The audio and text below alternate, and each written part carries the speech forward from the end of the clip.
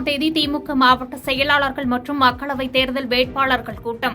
முதலமைச்சர் மு க ஸ்டாலின் உடனான ஆலோசனைக்கு பிறகு துரைமுருகன் அறிவிப்பு.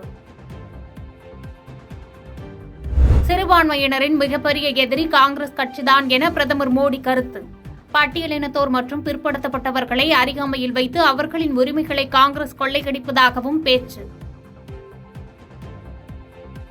மக்கள் பணத்தை கொள்ளையடித்து வசமாக சிக்கியவர்களை புலனாய்வு குறித்து விமர்சிப்பதாக பிரதமர் மோடி கருத்து.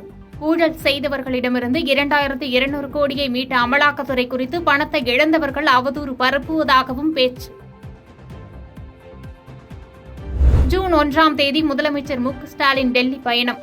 இந்தியா கூட்டணி கூட்டத்தில் பங்கேற்க உள்ளதாக தகவல். ரெமல் புயலால் அசாம் மாநிலத்தில் பரவலாக பெய்த மழை. திமாஹாசு மாவட்டத்தில் வெள்ளத்தில் அடித்து செல்லப்பட்ட சாலைகள். தொடர் மழையால் மிசோரம் மாநிலம் ஐஸ்வால் புறநகரில் கல்குவாரியில் ஏற்பட்ட மண் சரிவில் சிக்கி 10 பேர் உயிரிழப்பு. ஆறுகளில் நீர்மட்டம் உயர்ந்து வருவதால் ஆற்றங்கரை ஓரம் வசிக்கும் மக்கள் அவசரமாக வெளியேற்றம்.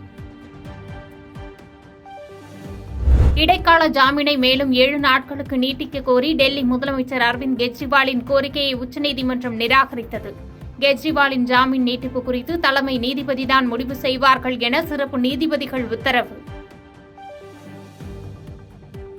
வைகை அணையிலிருந்து 3 மாவட்ட பாசனத்திற்காக திறக்கப்பட்ட தண்ணீர் நிறுத்தம். 17 நாட்களில் மொத்தம் 1500 கன அடி தண்ணீர் திறக்கப்பட்ட நிலையில் இன்று நிறுத்தம். தொடர் கோடை மழையால் அரூர் அடுத்த வள்ளி மதுரை அணையின் நீர்மட்டம் 26 அடியாக உயர்வு.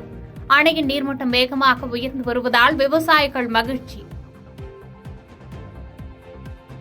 பாதகம் செய்பவரை கண்டால் நாம் பயங்கொள்ளலாகாது பாப்பா.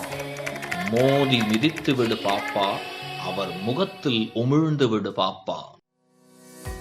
அண்மை செய்திகளை உடனுக்குடன் தெரிந்து கொள்ள இணைந்திருங்கள் இயம்நாடு தொலைக்காட்சியுடன்.